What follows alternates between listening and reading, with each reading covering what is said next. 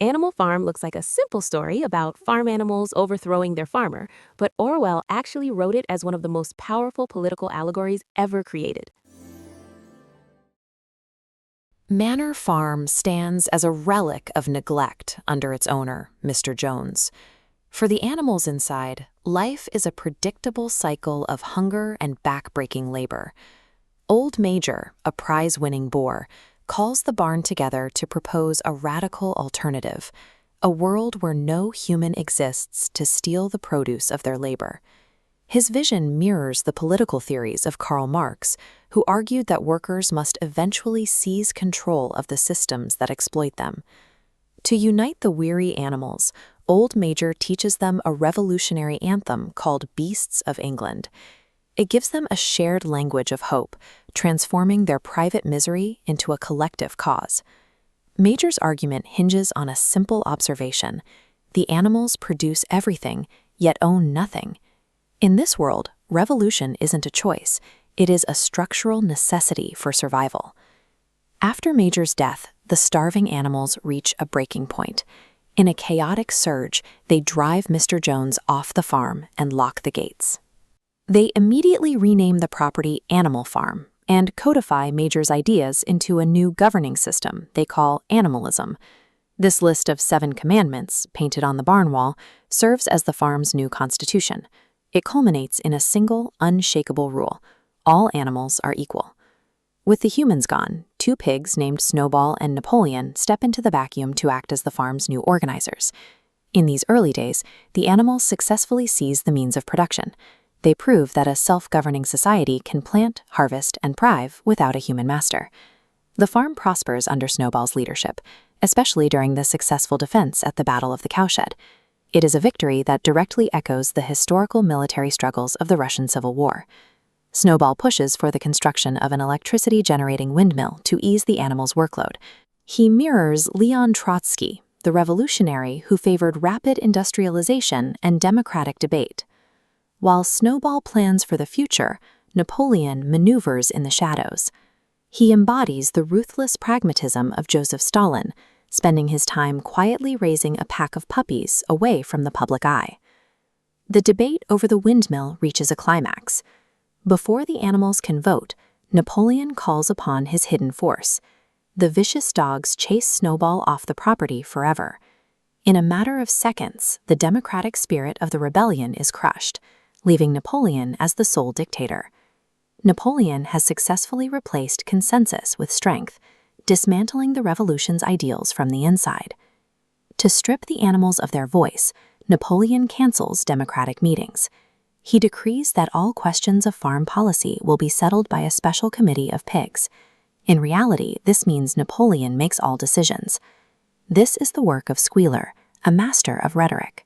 He reframes the loss of freedom as a necessary sacrifice for the animal's own protection. Napoleon then orders the windmill built anyway, claiming the idea was his all along. But when a violent storm destroys the structure, he refuses to admit any failure in the design.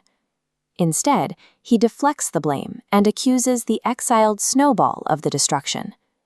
Napoleon uses this phantom saboteur to launch bloody purges, executing any animal who dares to question the lie. By turning a former ally into a permanent external threat, Napoleon ensures the animals remain too fearful to notice the internal decay of their society. With his power secure, the pigs move into the farmhouse and sleep in beds. They secretly alter the barn's commandments in the dead of night to excuse their new luxuries. The burden of this corruption falls heaviest on Boxer, a loyal workhorse. As rations are slashed, his only response is his personal motto: "I will work harder." Eventually, Boxer's body gives out. He collapses from sheer exhaustion while trying to rebuild the windmill. Napoleon publicly promises to send him to a human hospital for treatment. The animals watch in absolute horror as they slowly realize the departing van belongs to a horse slaughterer. Napoleon traded his most devoted worker's life for a case of whiskey. Boxer's disappearance marks the moment the regime stops exploiting its citizens and starts literally consuming them. Years pass. The original rebellion fades into vague memory, and the pigs shock the farm by emerging from the house, walking upright, carrying whips. The 7 commandments are wiped clean from the barn wall. In their place is a single terrifying paradox. All animals are equal, but some animals are more equal than others. In the final scene, the starving animals peer through the farmhouse window. They watch their pig leaders playing cards and drinking with the human farmers they once overthrew. As the animals look from pig to man, and from man to pig, they realize it is impossible to tell which is which. John Atkins describes the book as a lament for the fate of revolutions and the hopes contained in them. The circle is complete. The revolutionaries have meticulously adopted the faces of the tyrants they once swore to destroy. Look through the glass of the Manor Farm farmhouse at the end of the story, and you see a surreal card game underway. The ruling pigs are drinking and laughing alongside their former human enemies.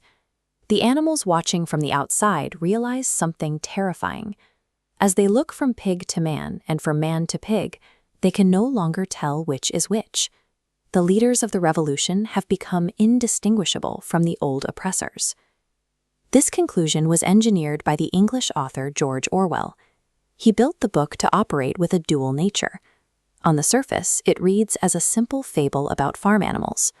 Underneath, it is a razor-sharp political allegory. Orwell's specific target was the Russian Revolution and the subsequent rise of Stalinism in the Soviet Union. By following the plot of this novel, we can map the exact mechanics of totalitarianism. We see precisely how power is consolidated, how language is weaponized, and how ideals are betrayed. This specific historical allegory reveals the internal mechanisms by which a utopian society can be hijacked by a charismatic few. The story begins with the bleak starting conditions at Manor Farm. The animals live under the cruel, exploitative rule of their human owner, Mr. Jones. Orwell bases Mr. Jones on Tsar Nicholas II, the last autocratic ruler of the Russian Empire before the Revolution. Under Jones, the animals live in misery. Their labor is stolen to enrich a human master, while they are denied basic rights and physical comfort. Enter Old Major, a respected Boer who proposes a system called animalism. This theory promises absolute equality and shared profits for all animals. Animalism reflects Karl Marx's theory of a proletarian revolution against the bourgeoisie. The bourgeoisie is the social class that owns the means of production in a capitalist society. Old Major also embodies the revolutionary spark of Vladimir Lenin, the leader of the Bolshevik Party. The Bolsheviks were a radical far-left Marxist faction that seized power in Russia during the 1917 revolution. Driven by hunger and this new ideology, the animals reach a breaking point. They overthrow Mr. Jones and claim the farm for themselves. In the immediate aftermath, the property is renamed Animal Farm, and the animals declare a classless, communal society. To codify their new laws, they paint the 7 commandments on the barn wall. This serves as the unalterable constitution of animalism. In its early stages, the rebellion depends on this idealized promise of absolute equality, a necessary starting point that makes its later corruption possible. Once the old regime falls, a power vacuum emerges. Because the pigs are the recognized intellectuals of the farm, they step in to fill it. 2 leaders emerge with conflicting agendas. Snowball is a visionary pig who wants to spread the revolution to other farms and modernize the property with technology.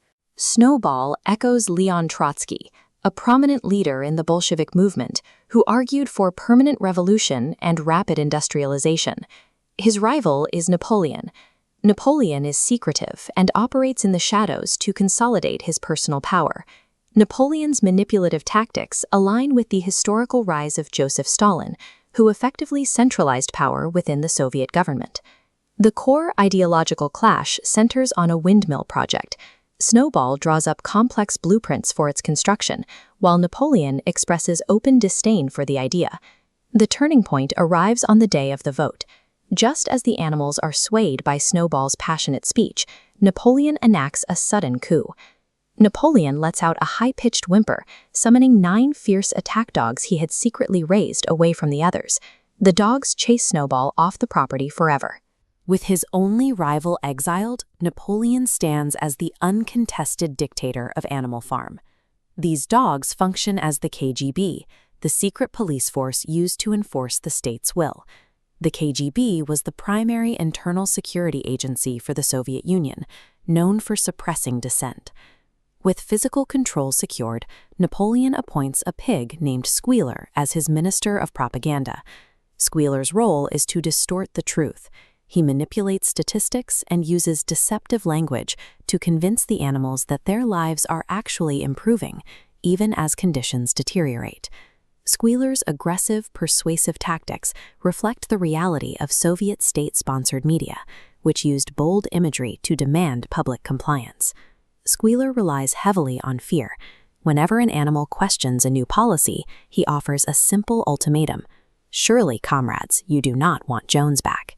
He demonstrates the danger of reducing complex ideas into slogans. The philosophy of animalism is distilled down to one phrase: 4 legs good, 2 legs bad. The sheep are training to bleat this slogan repeatedly to drown out critical questioning. But the most insidious tactic happens under the cover of darkness. The pigs enact a physical alteration of the 7 commandments on the barn wall. They amend the rules to justify their own human vices. A rule against sleeping in beds gets the words "with sheets" added to it. A ban on alcohol becomes a ban on drinking alcohol to excess. When the animals notice the changes, Squealer gaslights them. He convinces them that the extra words were always there and that their memories are simply faulty. Physical violence maintains initial order, but true totalitarian durability relies on controlling language until dissent becomes intellectually impossible. To understand who suffers most under this system, we look to Boxer, a massive, respected, but intellectually limited cart horse. Boxer personifies the struggle of the Russian proletariat. The proletariat is the social class of wage earners, those in a society whose only possession of significant economic value is their labor power. Instead of critical thinking, Boxer relies on 2 blind maxims to guide his life: "I will work harder," and "Napoleon is always right." Napoleon exploits this loyalty by reviving the windmill project, claiming credit for the design and using it as a symbol of progress. Building and repeatedly rebuilding the massive structure requires back-breaking physical effort from Boxer and all the other animals. The true political purpose of the windmill is to keep the working class exhausted and too distracted to realize they are starving. This is the tragedy of the working class in Orwell's story. Their own unwavering loyalty is the very engine building the regime that oppresses them. Boxer's body finally breaks under the strain of overwork. He collapses, expecting a peaceful retirement in the farm's pastures. Napoleon orchestrates a final betrayal. While claiming to send the injured horse to a hospital, he sells his most loyal worker to a local slaughterhouse. The pigs use the money from Boxer's death to buy themselves a crate of whiskey. Years later, the original Constitution is entirely erased. It is replaced by one corrupted commandment: all animals are equal, but some animals are more equal than others. The word equal has been completely inverted. The regime uses it to justify a rigid ruling class while maintaining the illusion of a socialist utopia. Orwell's masterpiece is a universal warning. Unchecked power, an ignorant populace, and the distortion of truth will inevitably recreate the very oppression a society sets out to destroy.